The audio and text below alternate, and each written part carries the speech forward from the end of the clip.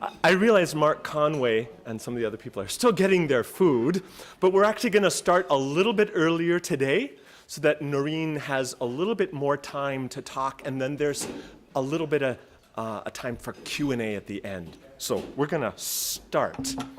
First, let me welcome all of you. I'm Brother David Paul Lang. Together with Chick Hardy, we are part of the Benedictine Institute, and this is one of our programs. We're happy to see some of you who are here for the first time to one of these Lunch and Learn events. Welcome. These monthly gatherings where we come together for a meal and a thought-provoking short presentation are one of the ways the Benedictine Institute tries to promote that Catholic Benedictine character of this place with its unique history, culture, and spirituality. So be sure to keep an eye out for the last Lunch and Learn of the fall semester on November 16th, when Father Eric Hollis is going to give a presentation on building community one person at a time. As for today, you may be wondering how a presentation on the topic of Islam and ISIS fits with the mission of a Catholic Benedictine Institute. And to a casual observer, it might seem incongruous.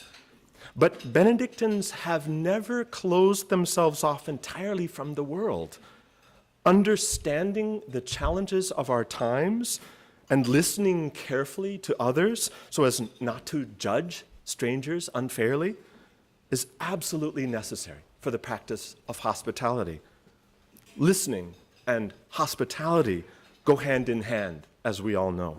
So it seemed fitting that we should provide an opportunity to consider the unique challenge facing Islam in our world today, particularly since the challenge affects all of us.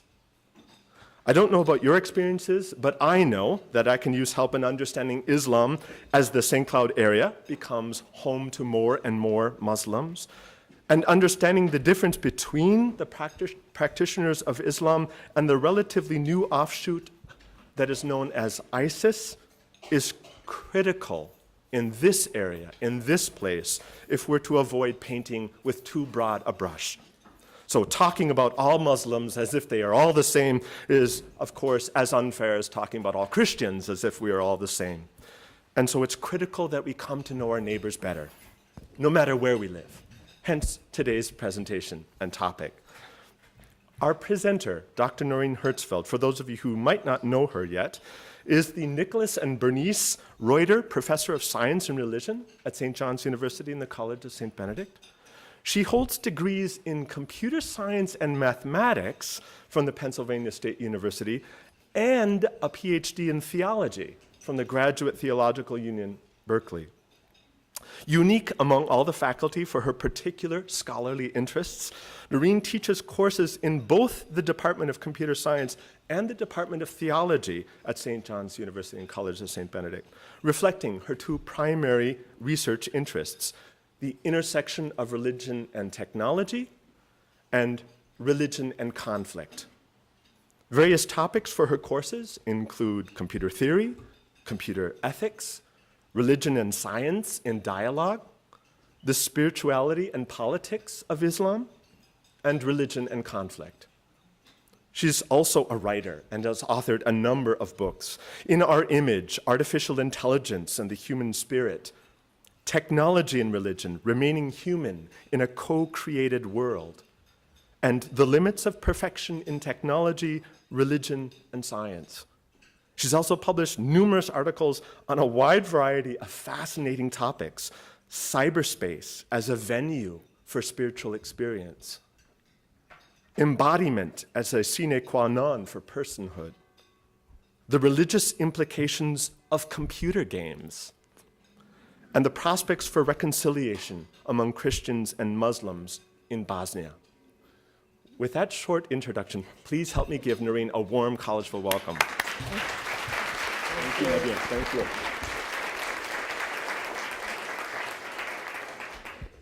Okay, is this working, this mic? Can you hear me? All right, I'm glad that all of you took the entire afternoon off from work so that we could talk about this question. I am going to try in about 35 or 40 minutes to take you through a whirlwind tour of Muslim, or the history of Islam, and looking particularly at certain issues. When we think about ISIS, we see these pictures in the news, on Facebook. We see people being beheaded. We see women veiled. We see slaves in chains. We see jihadis ready for warfare. And this, in many ways, is becoming the face of Islam that a lot of people in the West are seeing when they think about it. So my question today is ISIS really Islamic? They say they are. They say that they are resurrecting the caliphate, the ancient idea of a pan-Islamic state, and that they are going back to the time of Muhammad and taking the Middle East back where it should be, to the kind of community that was there when Muhammad was alive. Okay, we're going to take a whirlwind tour to see if we think that's really the case or not. So let's return to the start and begin with, all right, so who was Muhammad? When did he live? And what was the community like when Muhammad was alive? So Muhammad was born in 570. He was born in Mecca in the Arabian Peninsula. He was orphaned by the age of 5. This was an important part of his experience.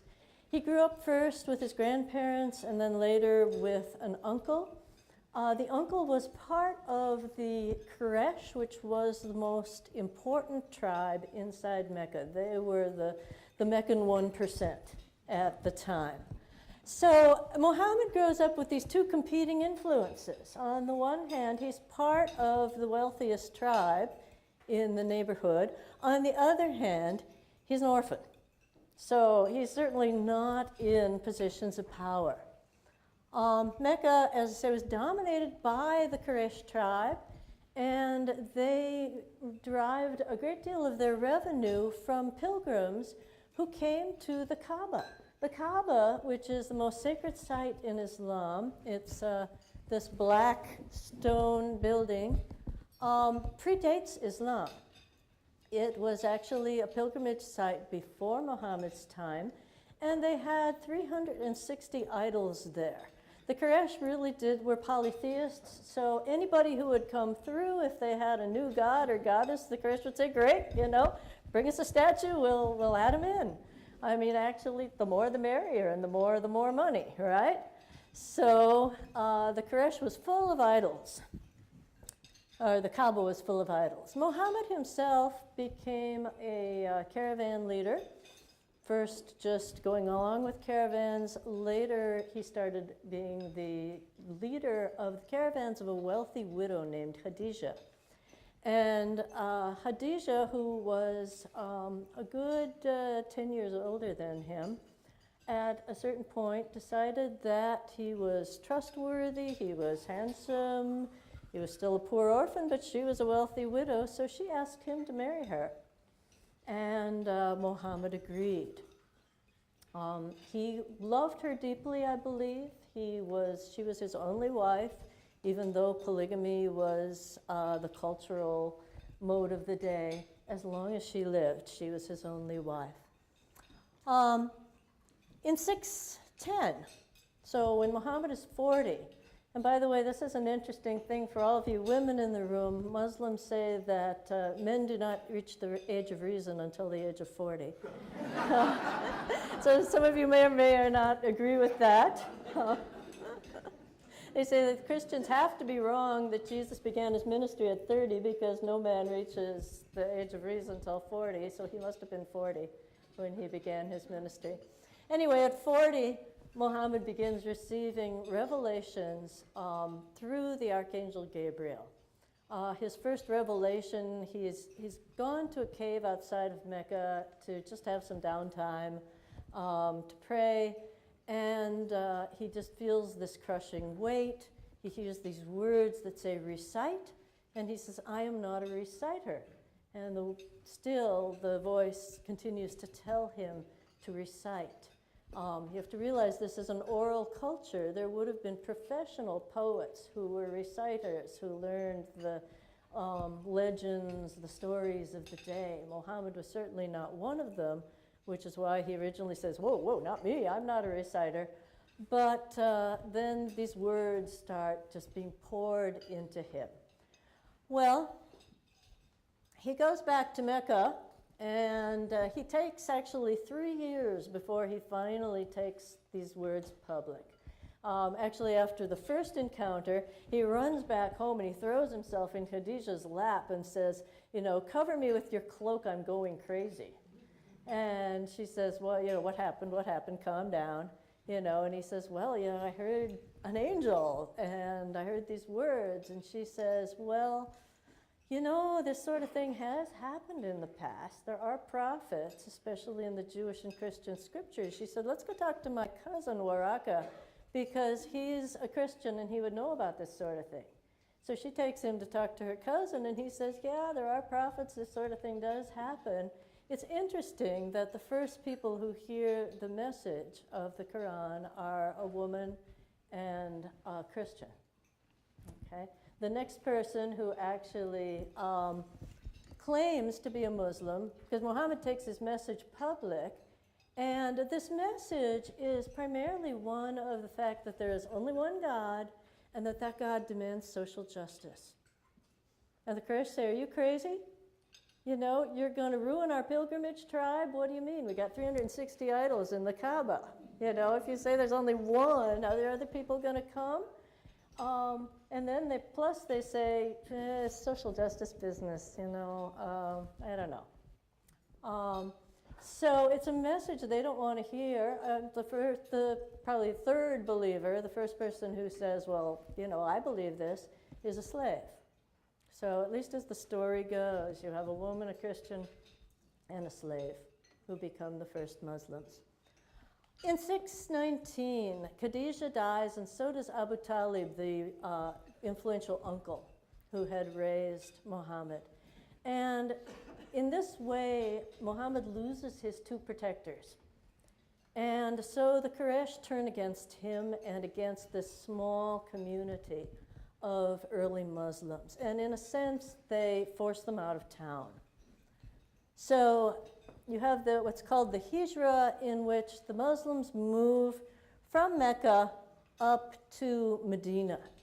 Now, at that time, Medina is just a little collection of miscellaneous tribes, some of them Jewish, some of them Arabic, who live around an oasis. It's called Yathrib at the time. And they invite Muhammad to come because the tribes are feuding among each other and they need a mediator. So Muhammad comes to be their mediator. And one by one, his followers leave Mecca and go with him up to Medina.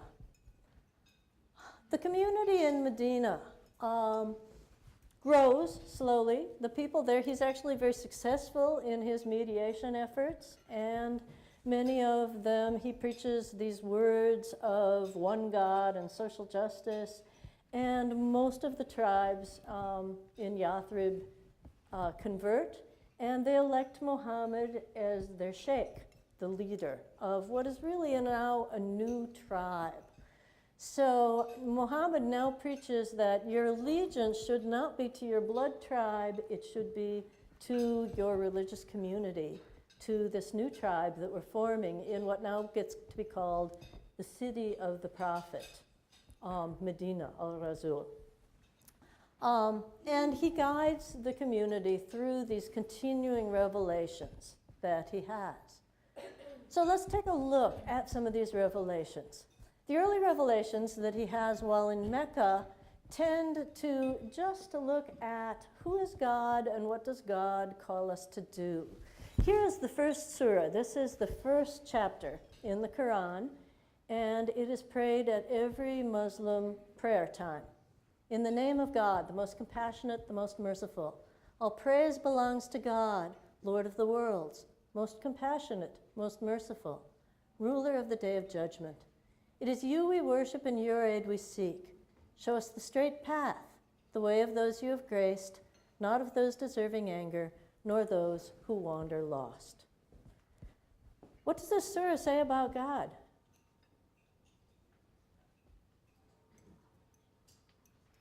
Twice. Most compassionate, most merciful. Every single surah in the Quran begins with this first line. Bismillah ar-Rahman ar-Rahim, in the name of God, the most compassionate, the most merciful. These are the words that are found way beyond anything else in the Quran as the most frequent words. He's also the ruler of the Day of Judgment and our guide on the straight path. Other Meccan surahs, which we won't go into because we don't have time, but just briefly what's in them, a lot of biblical stories. You find the story of Adam and Eve, you find the story of Noah and the flood, you find the story of Abraham, Isaac, and Ishmael, Joseph and his coat and his brothers, you find Moses and the Israelites, you find the Annunciation and the birth of Jesus. Many of the stories are not told completely, they're referenced. In other words, it'll say something like, well, you remember about Joseph and his brothers? And then it'll go on from there. So it's obvious that the community was quite familiar with Jewish and Christian scripture. There's also a fair amount of poetry about the name of God. In fact, one of the reasons that the Quran is not translated, Muslims believe you really have to read it in Arabic, is because the language is so poetic. They say it's just the sound of the language. You can't capture that in another language. They talk a lot about social justice and quite a bit about the Day of Judgment. The Medinan surahs, the later ones, go a lot into practical matters. By this time, Muhammad is the sheikh of this new community. And so they talk about how to divide inheritance. For the first time, women are allowed to inherit in this culture. They talk about food and drink, borrowing heavily from the Jewish laws of what is kosher. They talk about marriage and divorce, and for the first time, women are allowed to divorce their husbands in this culture. And women are allowed to keep their dowry if their husband divorces them. And they talk about simple matters of etiquette. For example, there's a verse that says, if you are asking something from the prophet's wives, it would be better for you to do so from behind a curtain. Okay, now this is actually one verse that has been translated as, oh, that means women are supposed to wear the curtain. Probably not. What it probably meant, because the mosque in Medina was also Muhammad's house, was if you've come to the mosque and then you decide you want to ask for something at the house, stop at the doorway, which is probably curtained, and ask from outside the door. Just don't go barging into somebody else's house. In fact, there is another verse that says, if you come to somebody else's house, call from the doorway, and if they tell you to go away, go away. Which makes me think that Muhammad was probably having a little trouble with, also living in the community center. Okay, let's talk a little bit about women's dress, very briefly. Here's the verse from the Quran where you find the most information about how women should be dressed. And say to the believing women that they lower their gaze and restrain their sexual passions, and do not display their ornaments except what appears thereof. And let them draw a veil over their bosoms, and they should not display their ornaments. And let them not strike their feet so that the ornaments that they hide may be known. What are their ornaments? Well, it seems to me that there are two options here. We're living in a Bedouin culture. Let's go to option 2. Maybe people are dressing rather lightly at home and it's time to pull their veil over their bosoms when they go outside. Option 1, you're living in a Bedouin culture. What's the best way to have mobile wealth? Wear it, jewelry. So no ostentatious show of jewelry, and don't strike your feet so that it all jangles. Okay? Class and etiquette is also something here. Dress is a statement of class and occupation, and in the society at the time, the only women who did veil would have been among the wealthy class, not those who were out working or, with the flocks in the field. And then I already mentioned, when you speak to the prophet's wives, do so from behind a curtain. Okay? I just threw this in. My classes love this cartoon where the woman in the bikini says, "Everything covered but her eyes. What a cruel male-dominated culture." And the woman in hijab says, "Nothing covered but her eyes. What a cruel male-dominated culture." Oh. How about slaves? Well, here's some things from the Quran about slaves. It tells you to abstain from sex except with those joined to them in the marriage bond or the captive whom their right hand possesses. Oh, good, you get to sleep with your slaves. Enjoy what you took in war, lawful and good. You even get to enjoy sleeping with your slaves. And marry those among you who are single and those who are fit among your male slaves and your female slaves. Oh, you really should marry them first. Okay. It is not righteousness that you turn your faces toward east or west, but it is righteousness to spend of your substance for the ransom of slaves. Never should a believer kill a believer. Remember that one when we get to jihad. But if it so happens by mistake, if one kills a believer, it's ordained that he should free a believing slave and pay compensation to the deceased's family. And verily, we have created man into toil and struggle, and what will explain to you the path that is steep?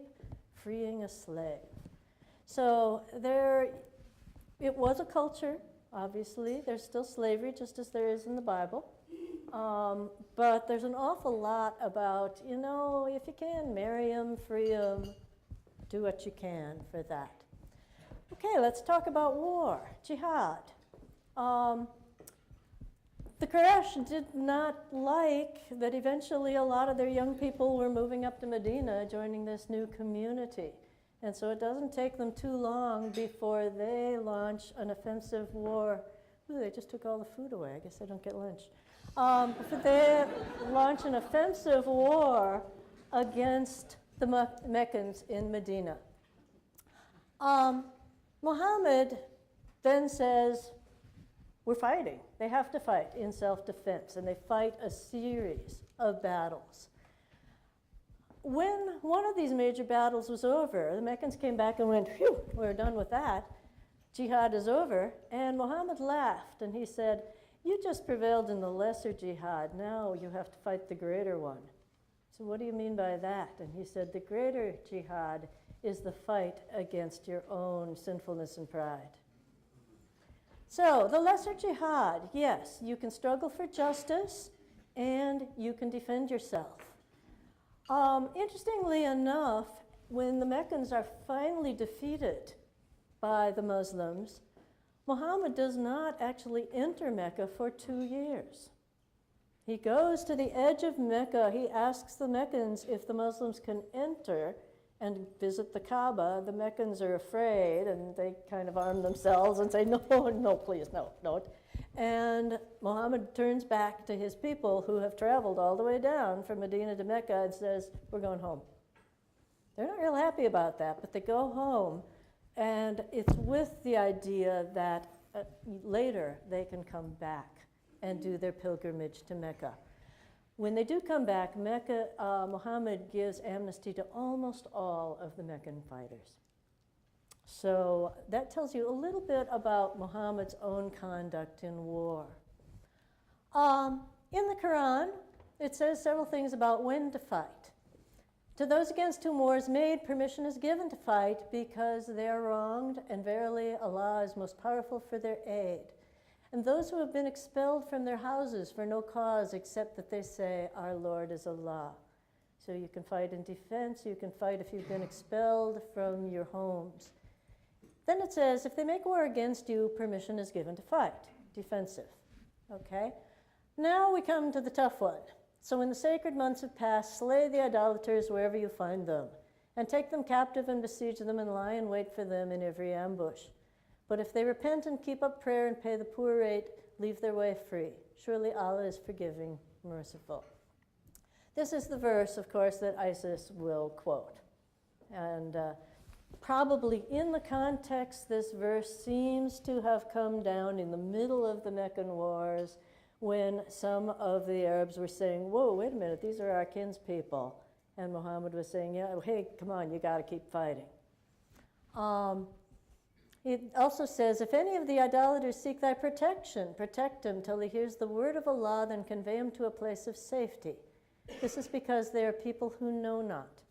It also says there is no compulsion in religion, so war should never be to spread the faith. How to fight? Fight in the cause of Allah, those who fight you, but do not transgress limits, for Allah loves not transgressions.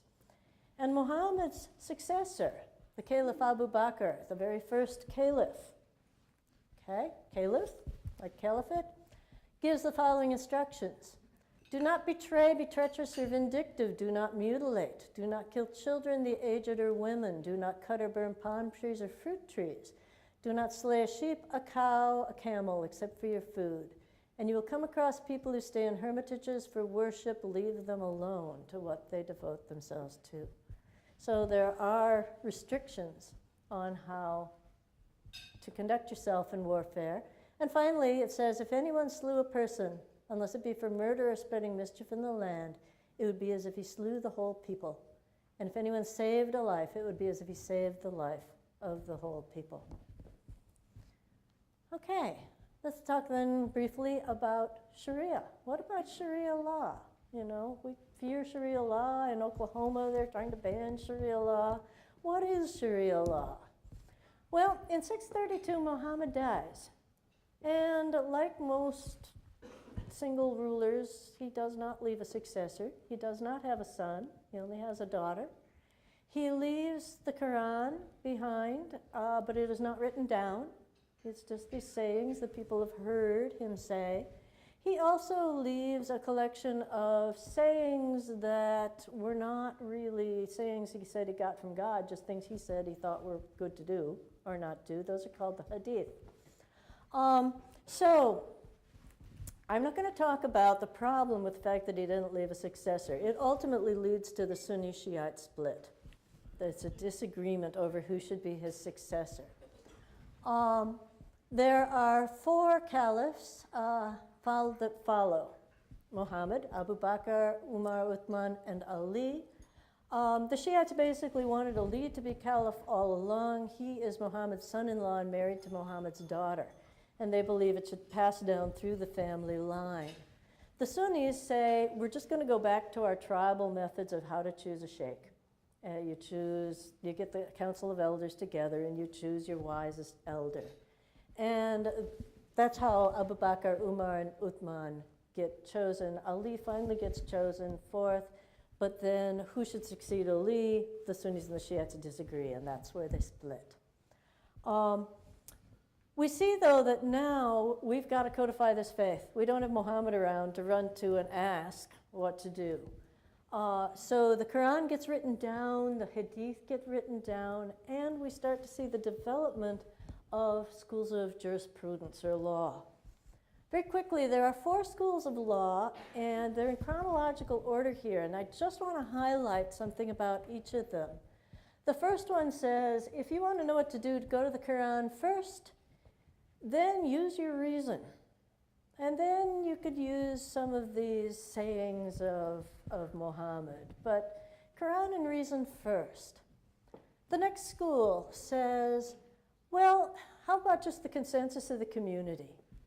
You know, let's just ask the community in Medina and see what their consensus is. They're not particularly interested in analogical reasoning. They're going back to a more tribal way of thinking about things. The third school says, no, we're going to the Hadith, the unofficial, the sayings of Muhammad, not the sayings of God that are in the Quran. And we'll sometimes elevate those even above the Quran. We're going to try to follow the example of Muhammad. That is paramount. And the fourth school takes this even higher, elevates the Hadith above Muhammad, but also returns to the traditions of the Qurayshi tribe. Ahmed bin Hanbali was a Quraysh, and he says, hey, Muhammad's not here anymore, let's just pretend that didn't happen and go back to the way things used to be, the old tribal ways. If you look at a map, the only area that follows that fourth school that elevates the sayings above the Quran and that elevates the old tribal ways of the Quraysh is the old tribal area of the Quraysh, the central part of the Saudi Arabian Peninsula. And this school of law probably would not have become very important in Islam, except for an accident of history. A firebrand of a preacher and a sort of fundamentalist named Muhammad Abdul Wahhab starts causing chaos in Central Arabia. He gets kicked out of several towns. He has just this idea that we have to return to an absolutely pure way, and he thinks he knows what that was. But he gets taken in by the House of Saud, by the tribe of Saud, in a small town in Central Arabia, based in Riyadh, what is now Riyadh. It wasn't called Riyadh then. There were benefits here to both sides. The leader of the tribe, Ibn al-Saud, is looking for a way to kind of make war on neighboring groups. And neighboring groups are Shiite or Sufi, and this firebrand of a preacher says Shiites and Sufis are heretics. We can kill them. They're not real Muslims. And that gives Ibn Saud a context in which to say, great, okay, good, let's go kill him. He also then gives protection to Wahhab.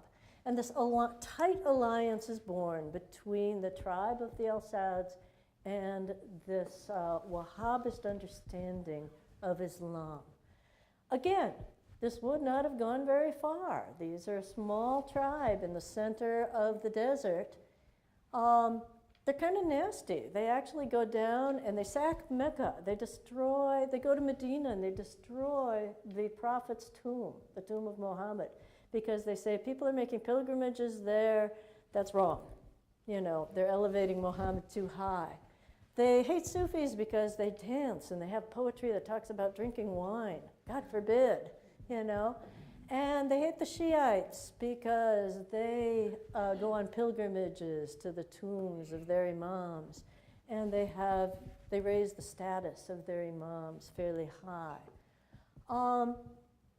They are not particularly successful. They get pushed back to their small desert town. But then comes World War I, the breakup of the Ottoman Empire, and have any of you seen the movie Lawrence of Arabia? Well, we have Lawrence to thank for ISIS, basically, because Lawrence allied himself with the Al-Saud tribe, and his tactics made them victorious, you know, and eventually conquerors of the entire Arabian Peninsula. Then you get oil. And suddenly, again, what would have been just a small group in the middle of Arabia becomes rich and powerful and is able to build schools, madrasas, mosques all around the world. So imagine if the Ku Klux Klan or Aryan Nation obtained total control of Texas and had at its disposal all the oil revenues and used this money to establish a network of well-endowed schools and colleges all over Christendom, peddling their particular brand of Christianity. This is what the Saudis have done with Wahhabism. This is what they are still doing because they are, to a large extent, bankrolling ISIS. Okay, so is this religious or is this cultural? You've seen the verses in the Quran about women, about slaves, about jihad.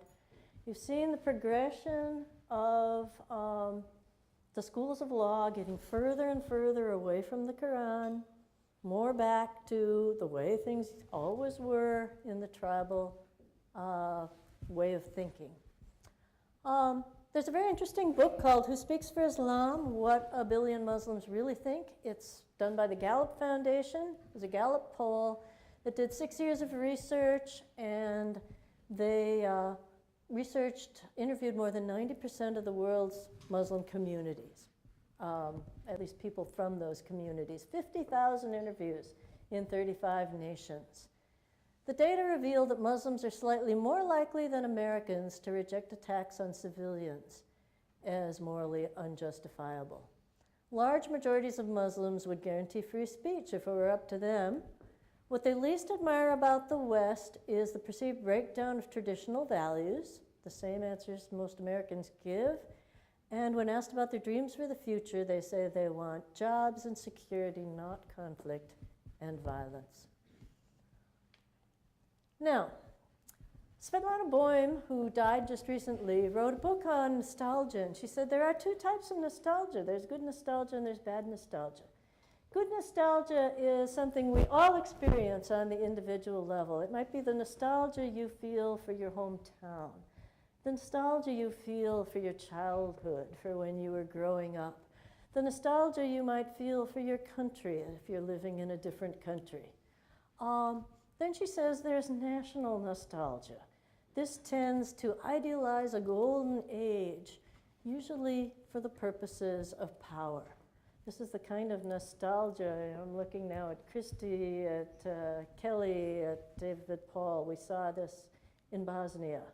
The kind of nostalgia for the Serbs wanted for a past when there was a greater Serbia and the Serbs were in control. She says this type of nostalgia is extremely dangerous. And I certainly agree with her. It is. This is, I think, the type of nostalgia that ISIS is engaging in. They are saying we're going to reestablish a caliphate, we're going to take the Middle East back to the way it was in Muhammad's time. But my question to you, after seeing the brief presentation that I've made, is, are they? Are they taking it back to the way it was in Muhammad's time, or are they taking it back to a made-up way that is more cultural and less religious, but that gives them excuses to fight and excuses to take on power? Now, there are still issues, like there is slavery still allowed in the Quran. There is polygamy allowed in the Quran. But I think this is a larger issue for all people of a book, which is, what do you do when the book no longer matches the culture? Can you pick and choose verses the way ISIS does? They say, well, but we've got that verse says, slay the idolaters wherever you find them. It's in the Quran. Can you pick and choose? Do you go by the spirit of the book or the letter of the book? And if the book doesn't match the culture, do you say we now have to interpret the book, or do you say we just better take the culture back to the way the culture was at the time of the book? These are two different options, and one of them I think is more successful in the long run than the other. Finally, Rumi, a Sufi poet, is Muslim too. And he says, out beyond ideas of wrongdoing and right doing, there is a field. I'll meet you there. When the soul lies down in that grass, the world is too full to talk about. Ideas, language, even the phrase each other doesn't make sense. And so I give the last word to Rumi, who is certainly as much a Muslim as anyone in ISIS. Okay, do you guys have questions?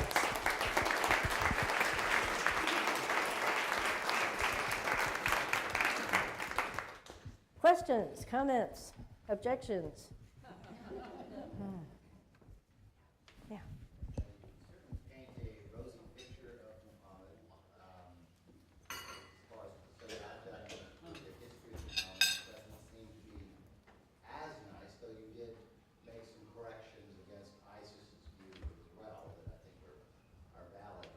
The verses that you quoted, for instance, Surah 9, especially Surah 2 as well, you made them sound like they could only fight if attacked first.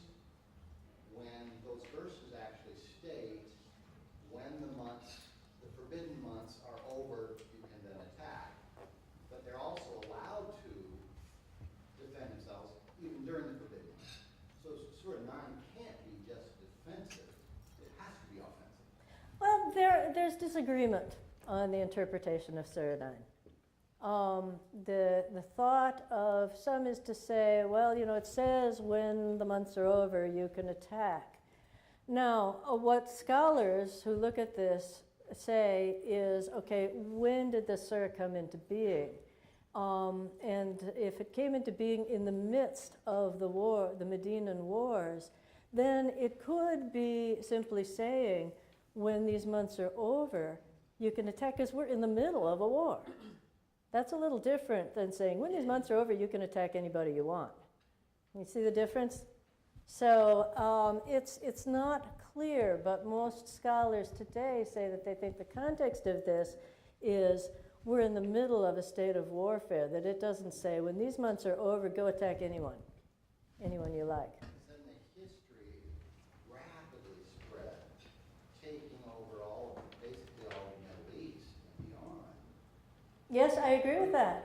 And that's part of the history that I didn't get a chance to touch on, but it goes hand in hand with the development of these different schools of Sharia. But it was during those first 4 caliphs that it So- took place, that the vast majority of the expansion took place within the first 30 years of Islam. So to say that it's over that, because your years were like 100 years. Yeah, it's true that there is a lot of expansion. And it is under the caliphs, though. It is not under Muhammad.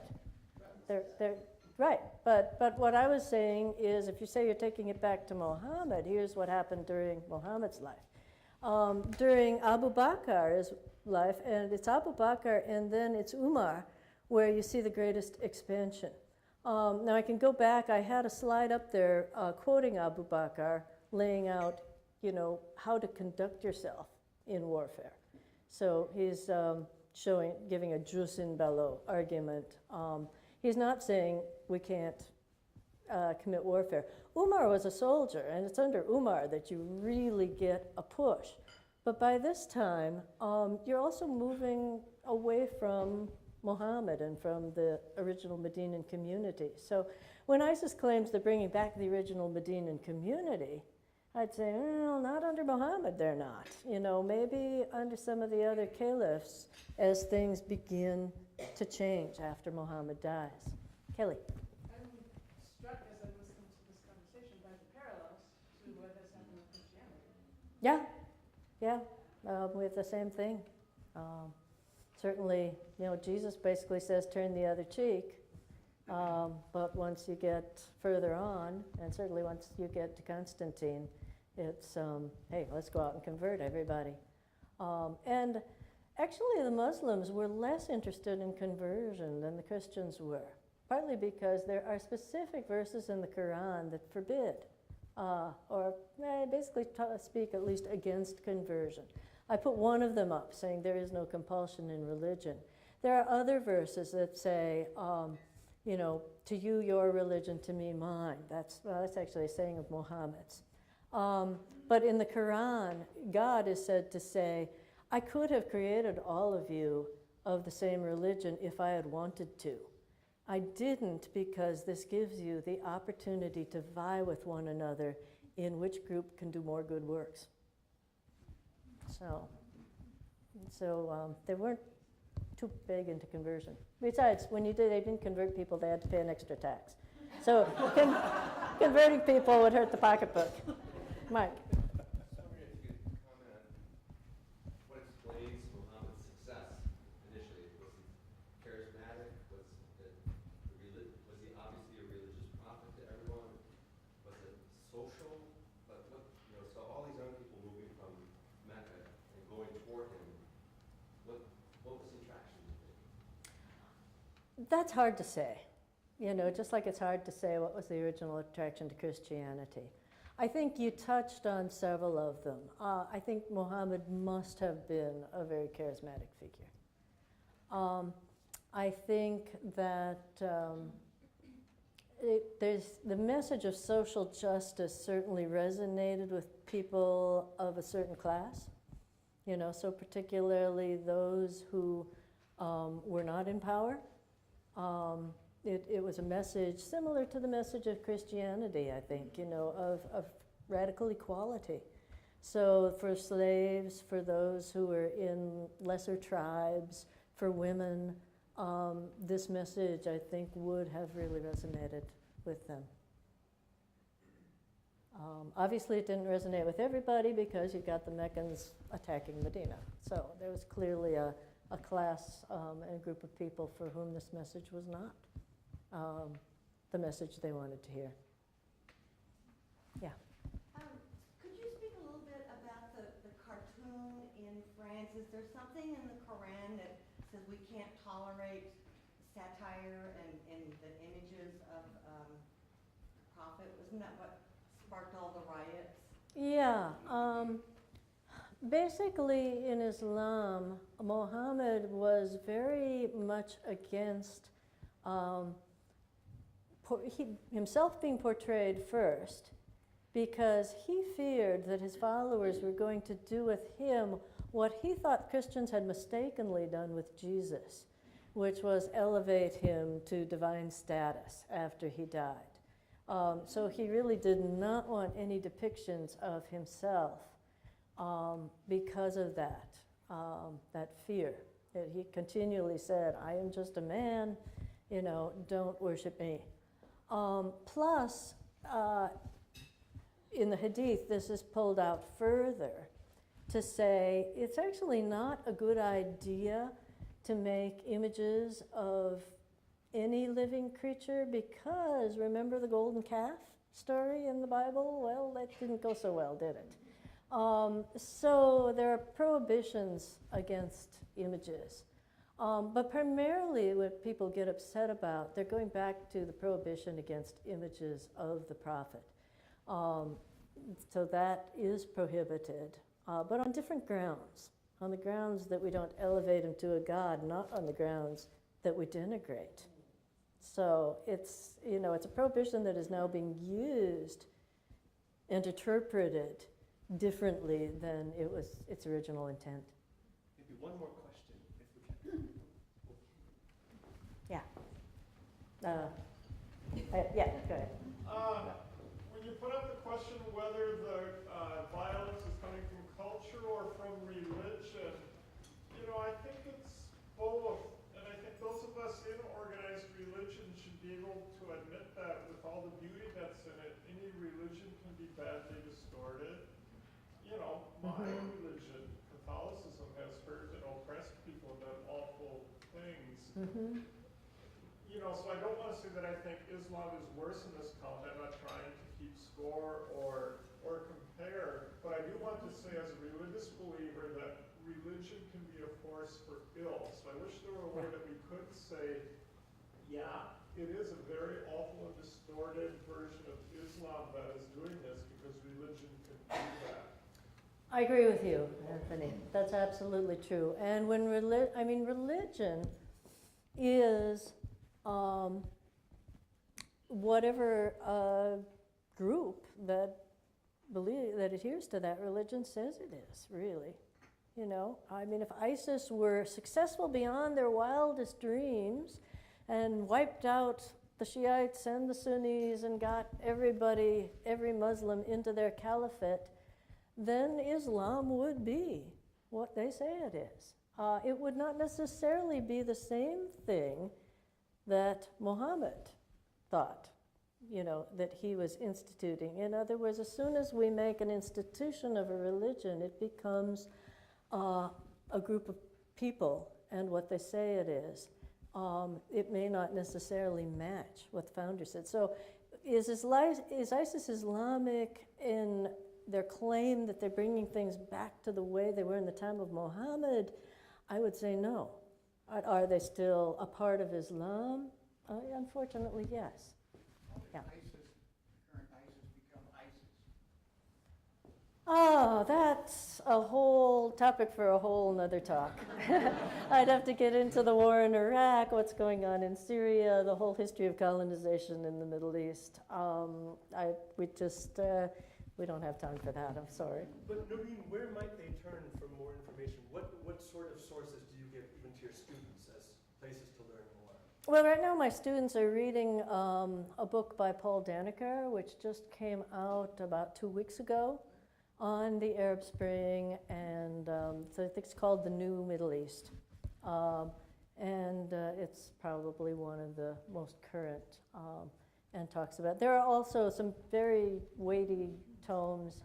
There's one by Jessica, her name is escaping me at the moment, but on the rise of ISIS that goes into all the detail of the history. But it's a very complicated thing.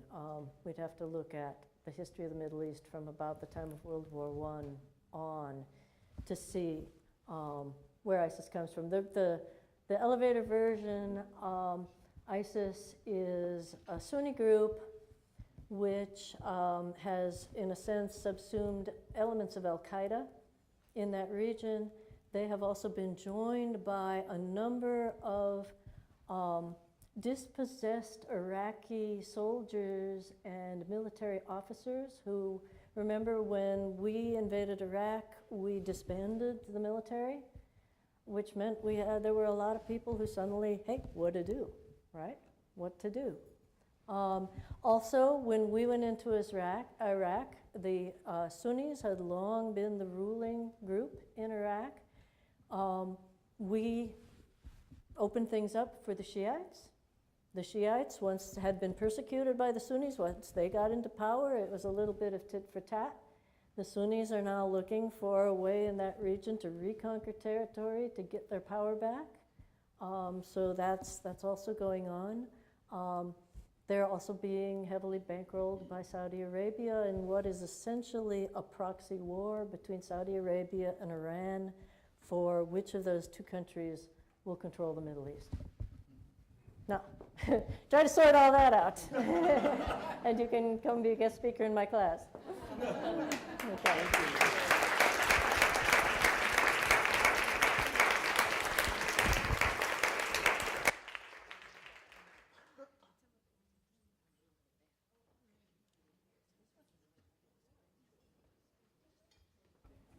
Want to thank you all again for coming and remind you about the Lunch and Learn in November on the 16th with Father Eric Hollis.